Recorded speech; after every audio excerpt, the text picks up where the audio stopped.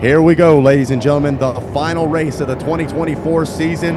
The green flag is flying. The Bagger GP finale officially off and rolling, and look at the start from the big 111 Ruben Saus, trying to shut it down early and get out front. Yeah, Ruben knew that he couldn't let Corey get out front first because Corey's got some pretty impressive lap time. So Ruben trying to get out front, maybe play block, but Corey's going to make quick work of him going into turn 2 as Corey West leads away around turn 2.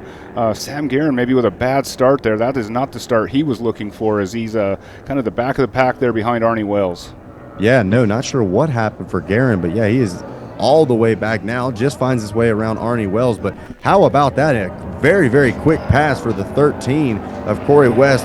Oh, man, a beautiful move from the 111 of Ruben Saus. Looks like he might have been able to cut back underneath. Wasn't sure if he was able to get the pass made.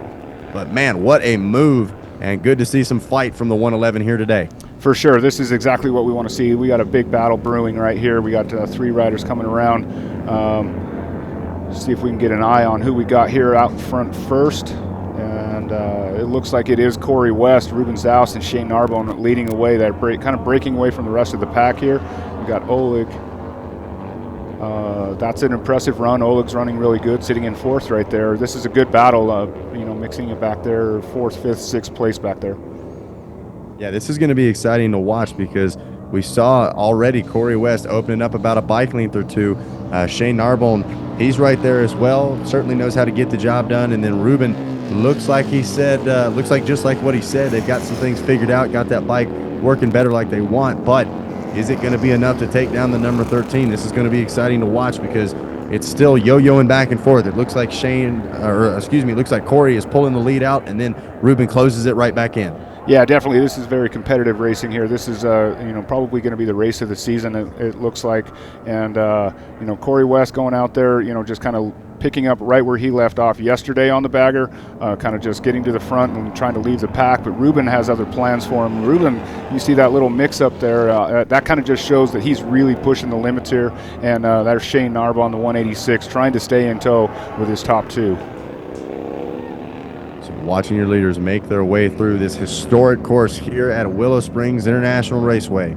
Yeah, and you can see this shot. I love this shot because it really shows you the elevation of this racetrack, how high up they go on the side of this mountain. Come back down, you really gain a lot of speed coming through here and leading into the back section of this track. Ruben trying to stay in tow with Corey. And, if we know anything about Ruben, he doesn't want to lose. He wants to go out there and, capitalize and win. And he's not going to like Corey walking away from him. So we'll see if Ruben has anything for Corey here.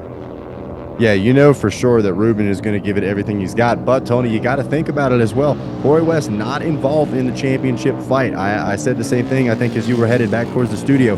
How much is Ruben Saus going to lay on the line to try to grab a win if he doesn't find himself out in front? Is he going to take those risks, or is he going to play it safe and try to bring home a championship? That is definitely something to think about, and something I'm sure that they've talked about down in the fueling tent. The strategy of the championship. Obviously, Ruben can play it safe. A second place wins him the championship today, and a DNF will be, really mixing things up. So obviously, goal number 1 is to finish the race. And as a racer, sometimes that's hard.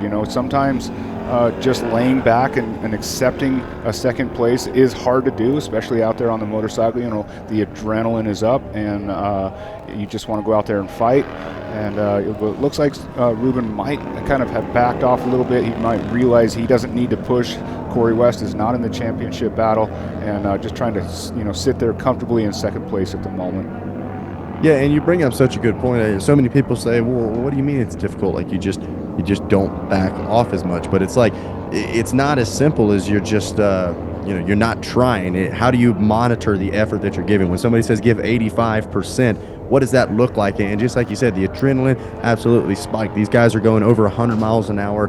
They're dealing with bumps. They're dealing with competition. They're dealing with so many different variables. And then you're trying to monitor how much effort you're putting out. It makes it very difficult to do. So definitely one of those things where it's impressive to see these riders able to ride smart, not let their emotions get the best of them, and focus on the bigger task at hand. Definitely, this lead pack, this first and second with Corey and Ruben have kind of gapped Shane. Shane's kind of fallen back a little bit. but Ruben really not letting Corey get too far out. I don't know if Ruben's just I don't know if he's managing his race or if he's still trying to stay with Corey. These guys, I just looked down at the timing and scoring. Corey West just ran a 126 on a heavyweight motorcycle. That's a very impressive lap time out here. And Ruben's matching him both 126s from the top two right now. So they're running at a very high rate right now. They are pushing the limits. And how impressive is it to be able to see? Obviously, Ruben has been the guy so far this season, and as Corey West comes back and joins us here for the final weekend of VRL, it's cool to see somebody running the pace and essentially pushing the pace of Ruben Zaus. Yeah, for sure. I mean, we haven't seen that all year. Ruben has kind of been in a league of his own, per se, and to see Corey come out here and challenge him and actually be, out front is something we haven't seen all weekend, or all year, I should say. So here they come back down the front stretch once again. West still leading the way with Ruben Zaus not far behind. Wow, that was a 125.7 from Corey West. So he is finding even more and more time as this race goes on. And, he's trying to make a statement here that Team Saddlemen is for real, and they are the guys to beat out here. Yeah, they're making some statements right now. I'll put it like that. He is getting mighty comfortable in those mid 120s and even dropped down in some of the lower 120s earlier today. But yeah, what's crazy, Tony, is there's not really anything that you can see from the naked eye that's making these differences up. It's small little adjustments. We talk about hitting your mark so much, and it's much easier said than done in the sense of knowing exactly when to get back on the throttle, exactly how hard to be on the brakes. Corey West executing to perfection right now. Definitely, and like you said, you can't see it with the naked eye. These are little things, fighting for tenths of seconds, half a second. A second out here is a huge step forward. And, Corey's found about a second. I believe he ran a 127 was his fast lap on the bagger yesterday. So he's found, about a second and a half from yesterday. So Corey's obviously feeling pretty comfortable on the motorcycle right now. Yeah, to be able to do it consistently lap after lap as well just goes to show that I don't necessarily think he's riding over his head. I think he's riding within his limits. I think he feels comfortable on the machine. And, right now you can see beautiful shot there from Gabe Scholl, our drone operator, making sure we see exactly not only how quick they're going, but the way they're maneuvering from one side of the track to the other as well. Obviously, they fade to the outside as they enter that front stretch, and then a lot of them moving back over towards the right-hand side to prepare for that turn one. So just goes to show they're always thinking ahead, always thinking about the next corner and how to set up for it. And nothing really sneaks up on these riders out on the track. Yeah, and as we look at the top of the clicker here, Cody Gilmore coming up from our Pro Stock class is actually currently running 5th in this Bagger GP class. I don't know if we could catch a glimpse of that battle. It looks like he's kind of going back and forth with Gunnar Willett, the second Trask motorcycle out here. And as we look at Corey West still kind of charging forward, Ruben still keeping him in check, but not quite close enough to do anything about it yet. Yeah, I think he's maybe losing a bike length or two every lap, but still got Corey in sight and not letting him just ride off into the sunset. But yeah, how about it? Cody Gilmore, and I was glad to hear. I didn't want to say it because I didn't want to assume, but good to hear Cody say, hey, yeah, this is probably going to be my home next year as far as the Bagger GP class goes. We've seen all season long as far as lap times go. He's already competitive with these guys. Now he's showing it already by working his way through the back of the pack and inside the top 5. Yeah, there's no better way to go out there and show that you can hang with these guys than just, get the invite, line up with them, and then go out there and mix it up with them. And Cody's doing just that. He's showing he belongs up in the Bagger GP class. As we see Corey West coming around turn 1. We've got a yellow flag on course here. We're not sure what's going on out there, but looks like these guys are still charging forward. Yeah, noticed that as well. Haven't really seen anything that jumps out as far as a hazard or anything like that. But obviously, like we talked about, Willow Springs doing a great job keeping us safe, making sure if there's anything the riders need to be aware of, they are. And so the riders proceeding with caution around that turn 1-2 area, and then back full speed as they make their way through and into turn number 3. But there it is, the big 13. Corey West right now. Got to be feeling good. This was exactly what he wanted to do. First race with his new child here. And, Tony, as a father yourself, that's got to give some extra motivation. I bet you, Corey's pretty excited to have his son out here.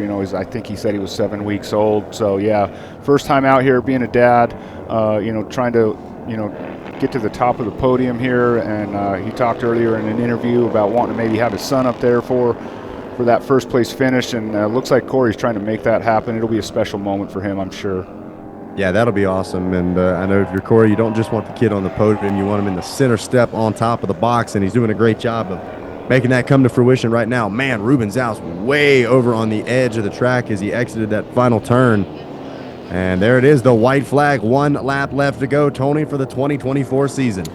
White flag, we see Sam Guerin sitting up there in 4th place. Obviously we've seen his kind of bad start. He was at the back of the pack there. Sam's kind of battled back up for a 4th place finish. And, looks as though Sam might come up just a little bit short on the championship to Ruben.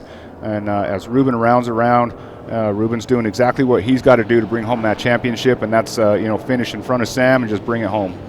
Yep, he's playing it smart. I think at this point he's going to – look at that. Corey's still picking the front end up, even on the bagger.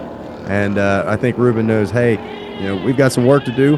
Corey shows that there is the ability to improve a little bit and to continue to dial in those machines. But ultimately the goal coming into the season was to walk away a champion. And Ruben just about half a lap or so away from being able to do just that. For sure, and if I know Ruben, these guys, obviously they know they need to find some more speed. It is the last race of the season. They're not going to wait till next year to start looking for it. They're going to be right back down there in the pits looking for it today, trying to get better for next year.